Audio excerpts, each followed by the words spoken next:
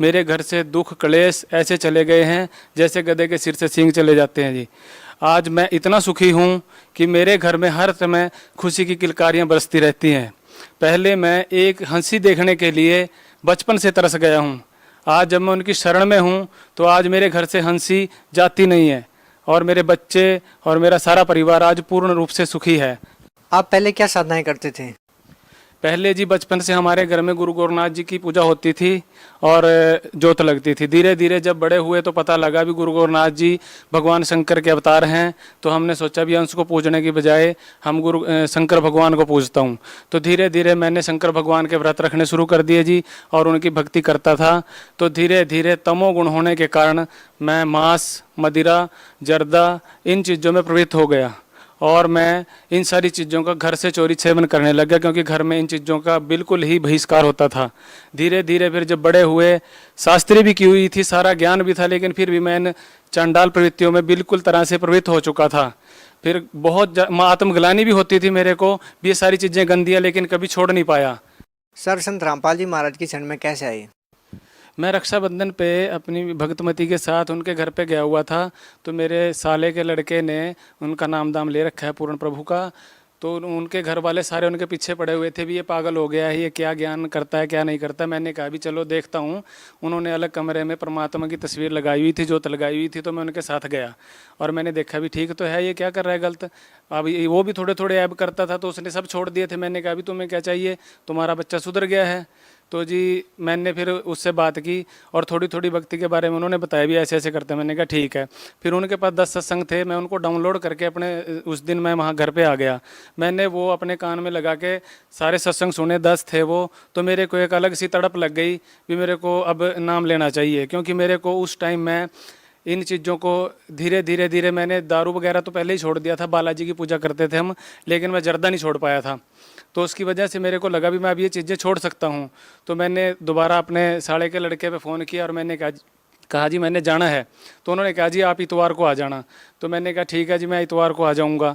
फिर मैं बहुत कर्जे में डूबा हुआ था, तो मैं इतवार को जब इनका फ़ोन आया भी चलोगे, तो मेरे मन में आया भी यार अभी नहीं चलते, थोड़े दिन ठहर के चलेंगे, भी देखते हैं अभी कुछ होता है नहीं होता है। तो मैंने इनको कह के फ़ोन काट दिया और मैंने परमात्मा से अर्ज लगाई कि परमात्मा तेरा दास तो बहुत कर्जे में डूबा हुआ है, इसके पास किराया भी नहीं है, ये दुकान बंद करके कैसे आएगा। तो अगले 3 दिन सोमवार, मंगलवार, बुधवार मेरी दुकान पे जहाँ 100 रुपये, 200 रुपये, 500 रुपये नहीं बढ़ते थे, पूरे 3 दिन 5000, 4500 और 3500 सेल हुई।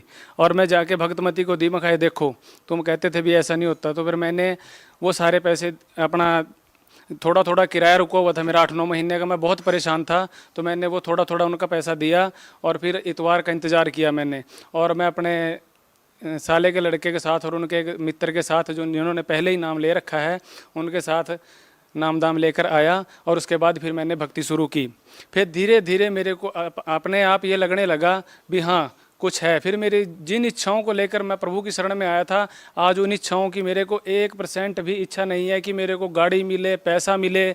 मैं जो चीज़ चाहता था वो मुझे मिल चुकी है, क्योंकि मैंने शास्त्री की हुई है, मुझे पता था कि मैं क्या चाहता हूँ। मेरी जो तड़प थी ना, मुझे कभी ये पता लगा भी ब्रह्मा कौन है, विष्णु कौन है, महेश कौन है। उनकी आयु आज भी शायद नॉर्मल लोगों को नहीं पता है, लेकिन जिन लोगों ने शास्त्री किया या जो लोग थोड़ा बहुत कर्म कांड करते हैं उनको पता है। ब्रह्मा जी की आयु भी वेदों में लिखी हुई है, विष्णु जी की भी लिखी हुई है और महेश जी की भी लिखी हुई है। जब उनकी आयु है तो उनको नासवान मानने में क्या दिक्कत है। आज जब दास को ये सब पता था, लेकिन कभी इस क्वेश्चन के ऊपर कभी भी पूर्ण विराम नहीं लगा भी ये सब क्या है।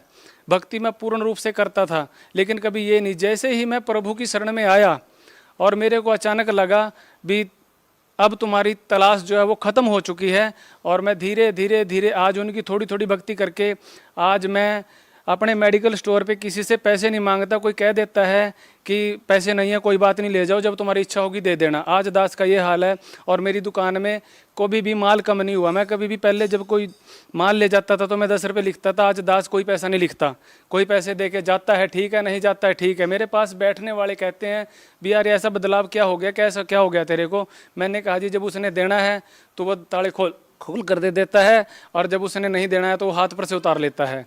हमारे पूर्ण परमात्मा ऐसे हैं कि रोगों को ऐसे काट देते हैं। मैं आपको बता दूं कि मेरी शादी को 15 साल हो चुके हैं और मेरी पत्नी को मैं कभी भी हंसते हुए नहीं देख पाया, क्योंकि उसके गले में दिक्कत रहती थी। और मैंने कभी भी उसको एक दिन भी ये नहीं कहा उसने भी मैं आज ठीक हूँ, आप काम पे चले जाओ। पहले मैं नौकरी करता था, मैंने 10-11 साल नौकरी किया, मेडिकल लाइन से हूँ। मैंने उसके सारे टेस्ट कराए हैं, लेकिन एक भी टेस्ट में कोई भी प्रॉब्लम नहीं है और उसकी कोई भी बीमारी नहीं निकली। जब मैंने पूर्ण परमात्मा संत रामपाल जी महाराज से नाम लिया तो मैंने वो 10 जो मेरे पास सत्संग थे वो मैंने उनको डाउनलोड करके दे दिए। वो कह रही भी मैं जब ठीक हो जाऊंगी तब परमात्मा की शरण में जाऊंगी, वरना जाऊंगी नहीं।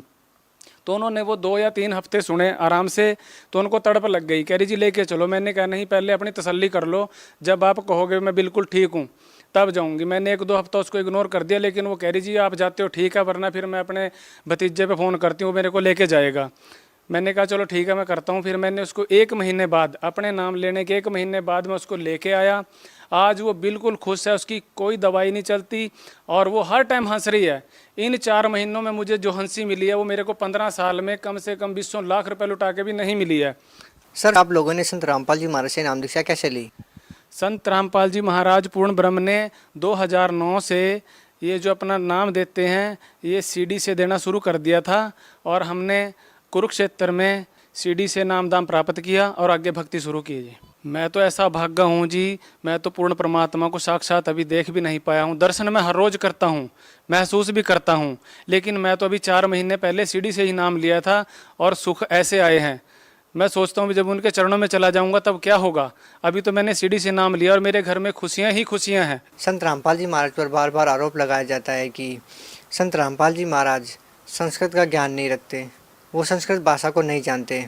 वहीं दूसरी तरफ आप शास्त्री हैं, संस्कृत भाषा को आप अच्छी तरह से जानते हैं। सर आपको क्या लगता है कि संत रामपाल जी महाराज संस्कृत के बारे में कितना जानते हैं? वहीं मैं दूसरी तरफ आपसे ये भी जानना चाहता हूँ कि भक्तों के लिए संस्कृत जानना ही जरूरी है या किसी भी भाषा का ज्ञान रखने वाला परमात्मा की प्राप्ति कर सकता है? विद्वान की परिभाषा किसी भाषा से नहीं होती, क्योंकि जो आदमी संस्कृत में विद्वान है वो पंजाबी में अविद्वान है।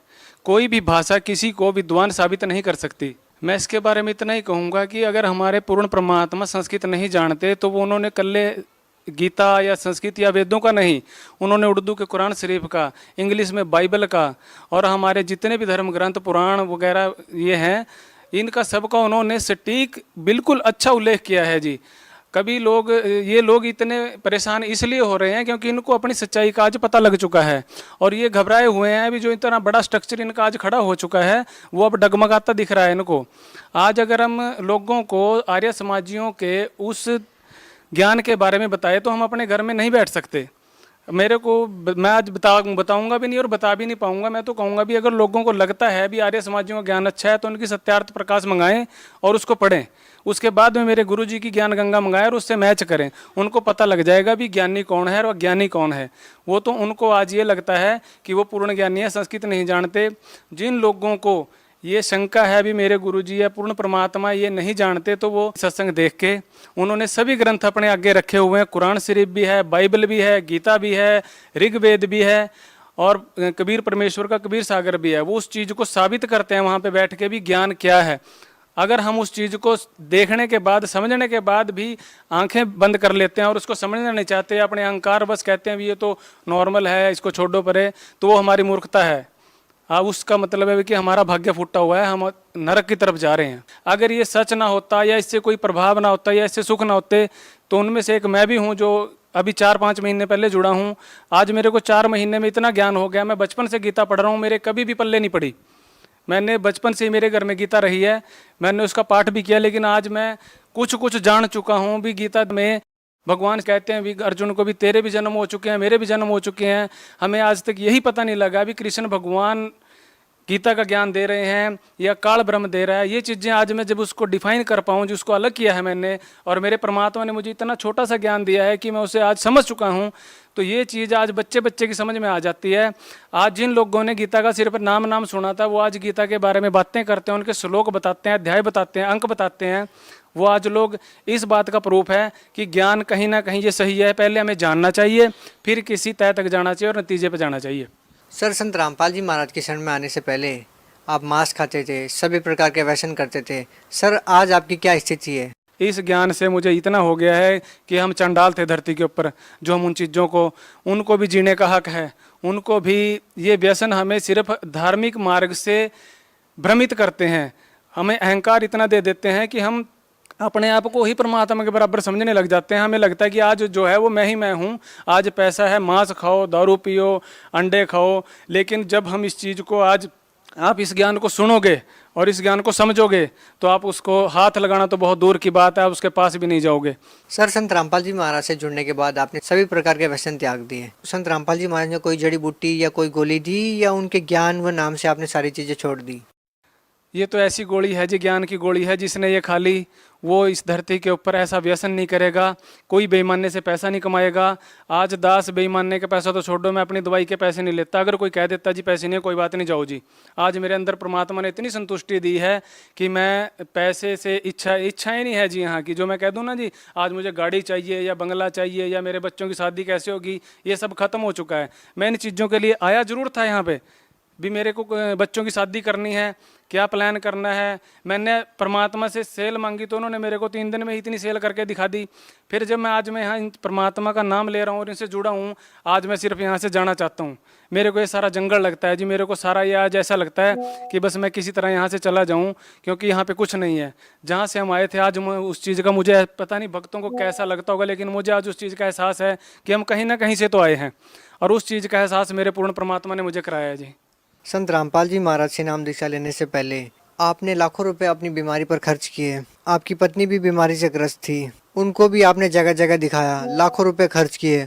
उसके बाद संत रामपाल जी महाराज के आशीर्वाद से जो नाम दीक्षा स्थल खोले गए हैं, वहाँ गए, आपने वहाँ नाम दीक्षा ली।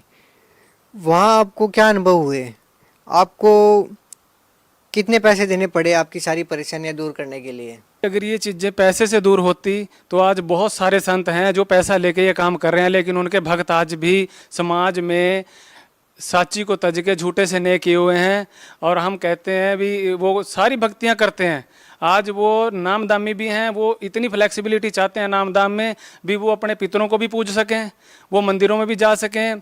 कुछ भक्तों से मैं किसी संत का या पंथ का नाम नहीं लूँगा, सिर्फ इतना कहूँगा भी वो भक्त चाहते हैं अभी मेरे को पितर भी पूजने पड़े और सारे जो भी टोने टोटके हैं वो करने पड़े, और नामदाम भी। नामदाम लेने से कल्ले मुक्ति नहीं होती, उसकी कुछ मर्यादाएं भी होती हैं, वो हमें निभानी पड़ती हैं। और हमारे यहाँ पे कोई मेरा पैसा नहीं लगा, कोई कुछ नहीं लगा। अगर ये पैसे का काम होता तो आज यहाँ से इतने सुख प्राप्त नहीं होते भगत जी। सर, कुछ लोगों का मानना है कि संत रामपाल जी महाराज अन्य धर्मगुरुओं की निंदा करते हैं। सर, क्या कहना चाहेंगे? हमारे पूर्ण परमात्मा किसी की निंदा नहीं करते, वो एक ज्ञान को सामने लेके आए हैं जो सही है। आज समाज इतना पढ़ा लिखा है, अभी तुलना कर सकता है, समीक्षा कर सकता है, किताबों को पढ़ के जान सकता है। हम उन्हीं संतों के, उन्हीं धर्मगुरुओं के ग्रंथों को उठाकर उसमें जो ज्ञान है उसे हमारे पूर्ण परमात्मा बता रहे हैं। अगर लोग उसको समझना नहीं चाहते या उसको बस छोड़ना नहीं चाहते तो उसमें हमारे पूर्ण परमात्मा का कोई दोष नहीं है। वो तो हमें मुक्ति देना चाहते हैं, क्योंकि वो अपनी अच्छी आत्माओं को ऊपर से लेने आते हैं और हमें हमारे घर के बारे में बताते हैं भी आपका सतलोक में कोई घर है, आप अच्छी आत्माएं हैं।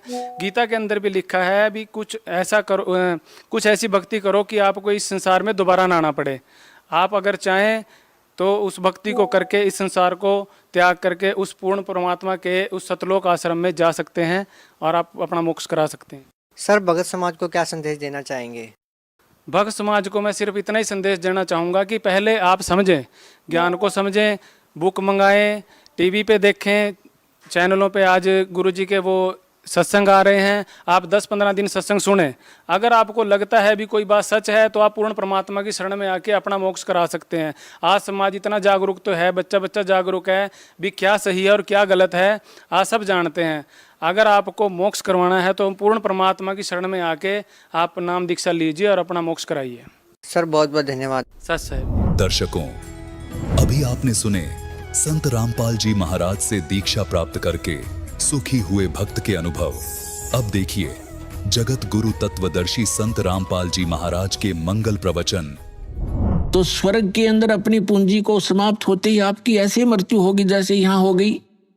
तो यहाँ से चलो, फिर स्वर्ग में पुण्य समाप्त होते ही वहां से चलो, फिर नरक में अपना पाप भोगोगे, वहां कष्ट उठाओगे। जब वो समय पूरा होता है, होते ही फिर कहेंगे चलो, वहां भी नहीं रख सकते। उसके बाद फिर गधा बनोगे, गधे का जीवन पूरा करते ही फिर चलो, फिर कुत्ता बनो, कुत्ते का जीवन पूरा होते फिर चलो मरो, और फिर मनुष्य बन गए फिर मरो, फिर वहां जाओ स्वर्ग में, फिर चलो। खा के ये जीवन, तो ये चलो चलो मिटेगी सतलोक में जाने से।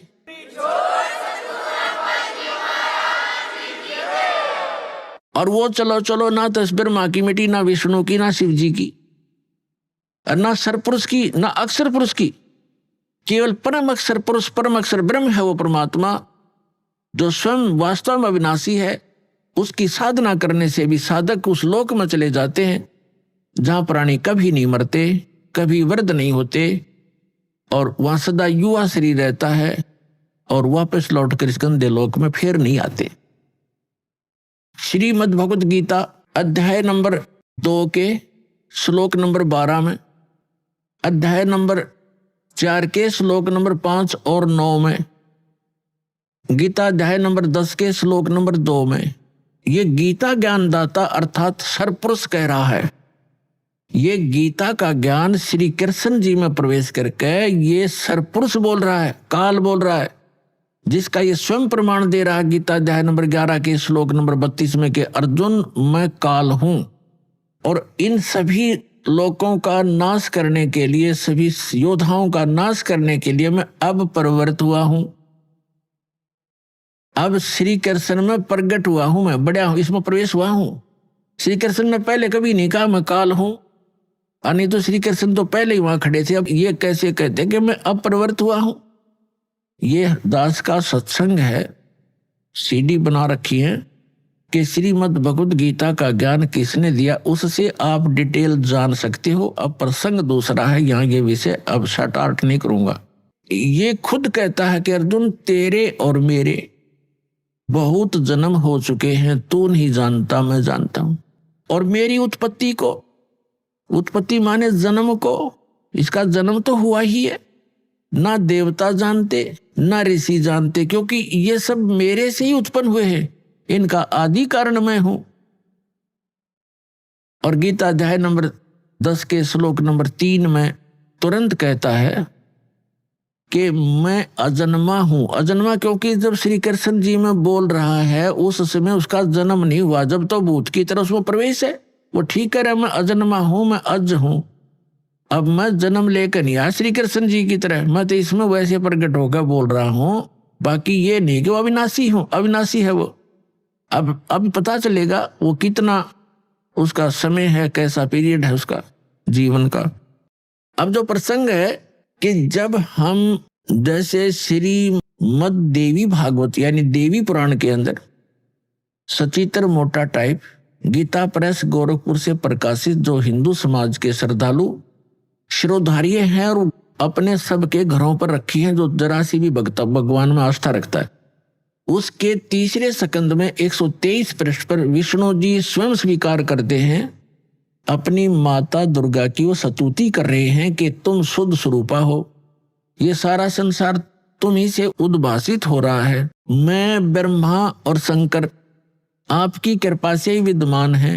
हमारा तो आविर्भाव माने जन्म और तिरोभाव माने मृत्यु हुआ करता है, हम अविनाशी नहीं है। और स्वयं भगवान विष्णु जी कह रहे हैं कि आप ही प्रकृति देवी हो। भगवान शंकर कहते हैं कि जब विष्णु जी के बाद ब्रह्मा जी आपसे उत्पन्न हुए तो क्या मैं आपका पुत्र नहीं हुआ, तमोगुणी लीला करने वाला? तो कहने का भाव ये है कि ये भी नासवान है, इनकी जन्म मृत्यु होती है, इनकी जीवनी में लिखा है, अभी आपको सुनाया। यदि हम विष्णु जी की पूजा करते हैं, श्री कृष्ण जी की करते हैं या श्री राम की करते हैं, तो हम विष्णु जी की पूजा कर रहे हैं। और हम शंकर जी की पूजा करते हैं तो हम जैसे विष्णु जी की पूजा करेंगे, विष्णु जी के लोक में जाएंगे, स्वर्ग के अंदर। उनका स्वर्ग समझो एक रेस्टोरेंट है, प्रत्येक उसके अंदर डिस्ट्रिक्ट के अंदर होता है, प्रत्येक शहर में होते हैं रेस्टोरेंट। वो जैसा शहर जिस अतिथि का है उसमें वैसे ही रेस्टोरेंट उपलब्ध होते हैं। जहां घने धनी लोग जाते हैं वहां पर बहुत अच्छी सुविधा और सब बकवादों से जो है युक्त, वहां पर रेस्टोरेंट मिलते हैं। तो जितने ज्यादा पुण्यकर्मी प्राणी होंगे उनको जिस लोक में वो जाएंगे वो अच्छा रेस्टोरेंट देंगे, उनको अच्छी सुविधाएं प्राप्त होंगी, उनकी जेब कटेगी खुद की, पैसे उनके अपने खर्च होते हैं जो रेस्टोरेंटों में जाते हैं।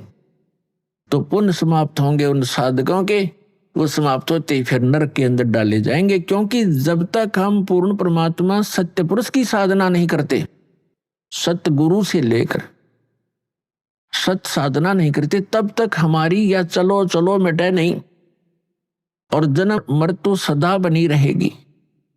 और दोनों ही कर्म भोगने पड़ेंगे, तब तक हमने पुण्य भी भोगने पड़ेंगे और पाप भी भोगने पड़ेंगे। पुण्यों के लिए स्वर्ग रेस्टोरेंट है और पाप के लिए नरक वो जेल है, और फिर जन्म मृत्यु सदा बनी रहेगी। तो इसका विकल्प अब पता चला, इसका अल्टरनेट का पता लग गया है, इसका समाधान हो सकता है। तो हमने ये ग्रहण करना चाहिए और अपना कल्याण कराना चाहिए। अब जो प्रसंग चल रहा है कि गीता ज्ञान दाता कहता है मेरी भी जन्म मृत्यु होती है, अर्जुन तेरी भी होती है। ये ब्रह्मा विष्णु महेश का पिता है और दुर्गा इनकी माता है, ब्रह्मा विष्णु महेश की। श्री दुर्गा जी इनकी माता है और ये सरपुरुष गीता ज्ञानदाता, ये काल, ये श्री ब्रह्मा श्री विष्णु श्री शिव जी के पूज्य पिताजी।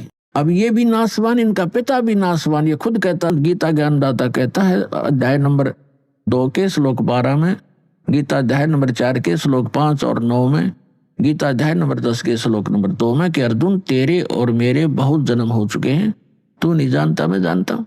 और फिर ये अपनी साधना बताता है, और इसलिए ये कहता है कि गीता अध्याय नंबर 18 के श्लोक नंबर 62 में, गीता अध्याय नंबर 15 के श्लोक नंबर 4 में कि अर्जुन तू सर्वभाव से उस परमेश्वर की शरण में जा। कौन से की? उस परम अक्षर ब्रह्म की, उसकी शरण में जा। उसकी कृपा से तू परम शांति को और सनातन परम धाम को प्राप्त होगा, उसी परमेश्वर की कृपा से। और जब आपको तत्वदर्शी संत मिल जाए, गीता अध्याय नंबर 15 के श्लोक नंबर 1 से 4 का निष्कर्ष है कि तत्वदर्शी संत की पहचान भी बताई है। फिर उसके बाद बताया कि उसके पश्चात परमेश्वर के उस परम पद की खोज करनी चाहिए, जहां जाने के बाद साधक फिर लौटकर कभी संसार में नहीं आते।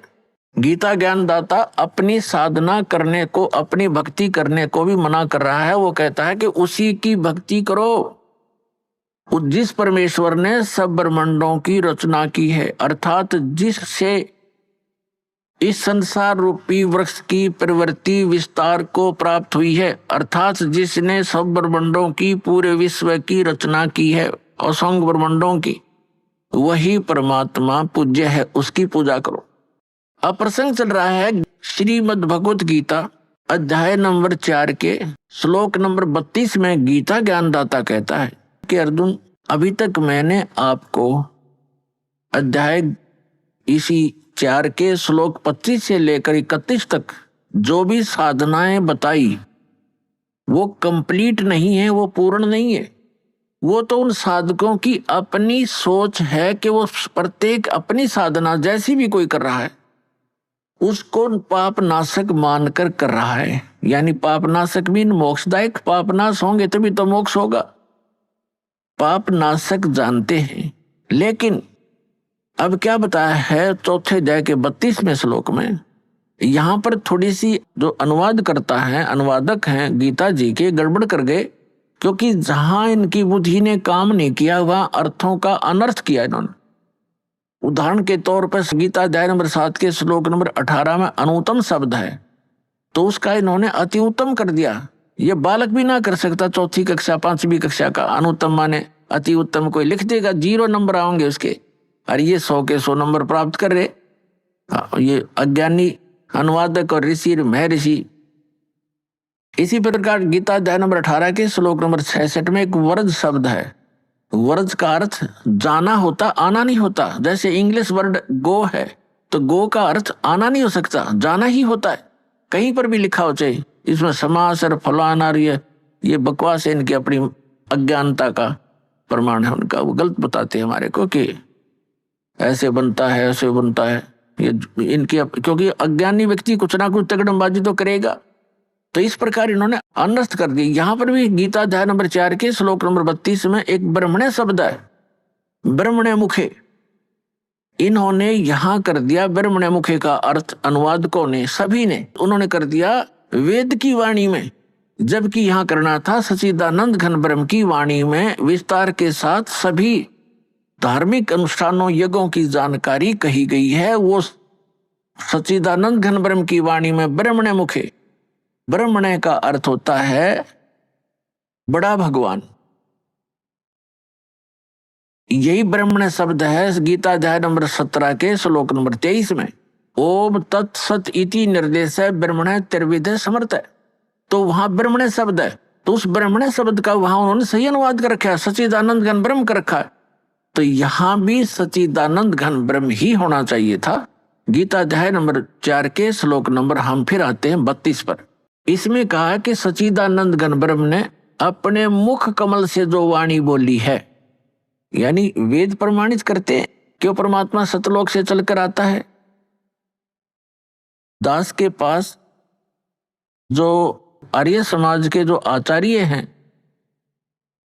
और जो महर्षि दयानंद के चेले, उनके द्वारा ही अनुवादित वेद उपलब्ध हैं दास के पास, और आपको बहुत बार रूबरू किए हैं।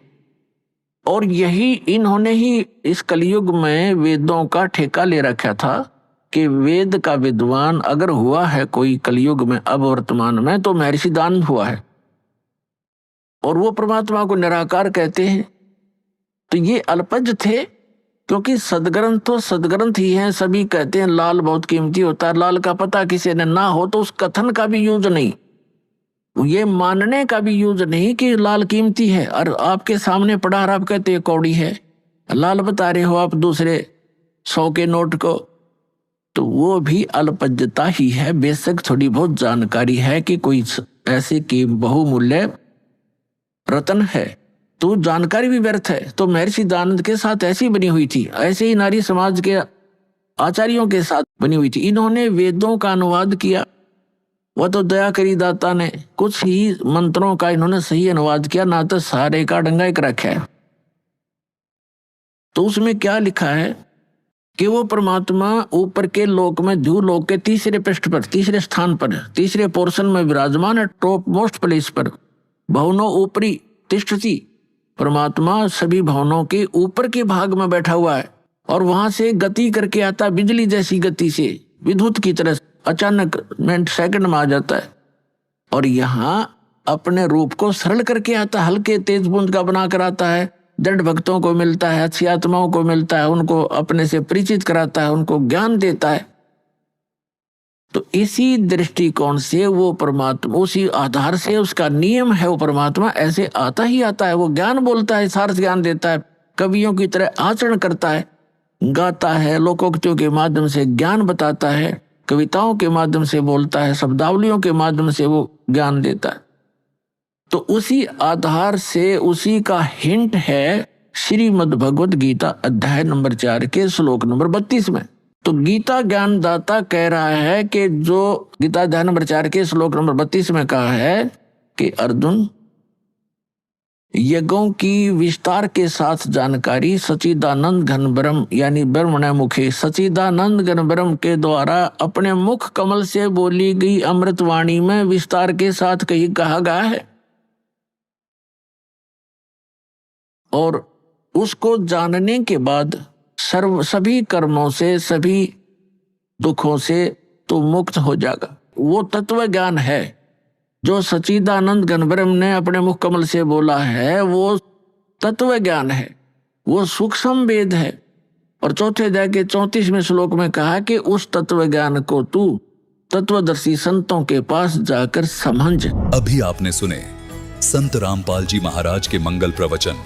आइए अब सुनते हैं संत रामपाल जी महाराज से नाम दीक्षा लेकर सतभक्ति करके अद्भुत लाभ प्राप्त करने वाले अनुयायी के विचार।